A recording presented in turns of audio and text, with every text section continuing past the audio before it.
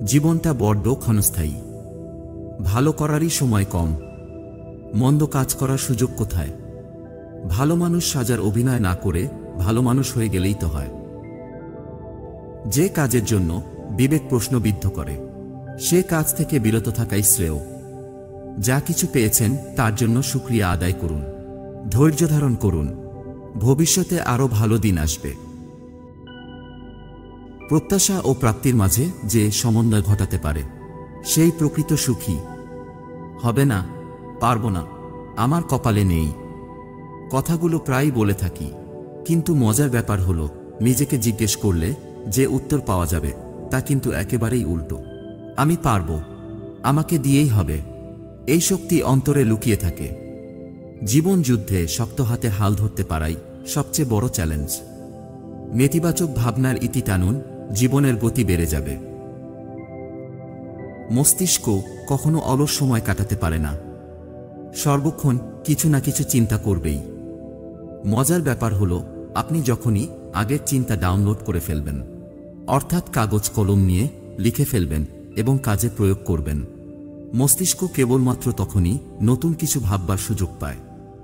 নচেত আগের চিন্তাটাই মাথার মধ্যে ঘুরপাক খেতে থাকে। কোনো একটা চিন্তা কাজে পরিণত না করে মাথায় নিয়ে বসে থাকলে নতুন চিন্তা মাথায় আসে না, মাথায় ঢোকার জায়গা পায় না। কোনো পরিকল্পনাই গ্রহণযোগ্য নয় যতক্ষণ না সেটা বাস্তবায়িত হচ্ছে। তাই মাথায় যত বুদ্ধি আসে যত দ্রুত সম্ভব কাজে লাগান, হয় লাভ হবে, নইলে অভিজ্ঞতা হবে। অর্জন হিসেবে কোনোটাই মন্দ নয়। পৃথিবীতে এমন কোনো কাজ নেই যা করলে জীবন ব্যর্থ হয়। জীবন এতই বড় ব্যাপার যে একে ব্যর্থ করা খুবই কঠিন। যারা কোনো কালেই কিছু করবে না তারাই কেবল বলে অসম্ভব। এ জগতে মানুষের কাছে অসম্ভব বলে কিছুই নেই, থাকতে পারে না। এ পৃথিবীতে অসম্ভব বলে যদি কিছু থাকে সেটা আছে কেবল মূর্খ আর অলসদের অভিধানে। আপনার স্বপ্ন নিয়ে কেউ যদি হাসাহাসি না করে তাহলে বুঝে নেবেন আপনার লক্ষ্যটা খুব ছোট হয়ে গেছে। আবার স্বপ্ন পূরণে বেশি দেরি করলে অন্য কেউ সেটা বাস্তবায়ন করে নিজের বলে চালিয়ে দিতে পারে। তবে যে স্বপ্ন বাস্তবায়নের শুরুতেই অন্যের সহযোগিতা নিতে হয়, অর্থাৎ নিজে এগিয়ে নিতে পারেন না, সেই স্বপ্ন দেখবেন না। কেউ কেউ ইতিহাস গড়েন, বাকিরা সেই ইতিহাস পড়ে পরীক্ষায় পাশ করেন।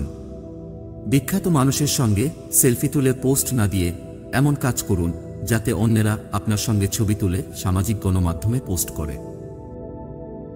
মানুষ মাটি দিয়ে তৈরি, মাটিজাত খাবার খেয়ে বাঁচে, মৃত্যুর পরে আবার মাটিতেই মিশে যাবে। তার কি অহংকার ও রাগ করা সাজে? মানুষের গ্রহণযোগ্যতা কখনো ফেসবুকে লাইকের সংখ্যা দিয়ে যাচাই করা যায় না। মৃত্যুর পর উনার মৃতদেহের কাছে কজন হাজির হলেন সেটাও দেখার বিষয়। সুস্থ দেহ, প্রশান্ত মন, উপভোগ্য জীবন।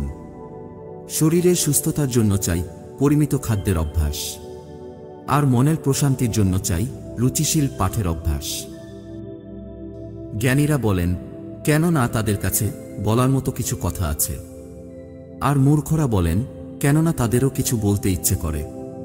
কাউকে তুচ্ছ তাচ্ছিল্য করার আগে অন্তত তার সমান যোগ্যতা অর্জন করে নিতে হয়। আজকের ভিডিও এই পর্যন্তই। ভিডিওটি ভালো লাগলে একটা লাইক দেবেন। আপনার একটি লাইক আমাদের ভিডিও বানাতে উৎসাহিত করে। ধন্যবাদ।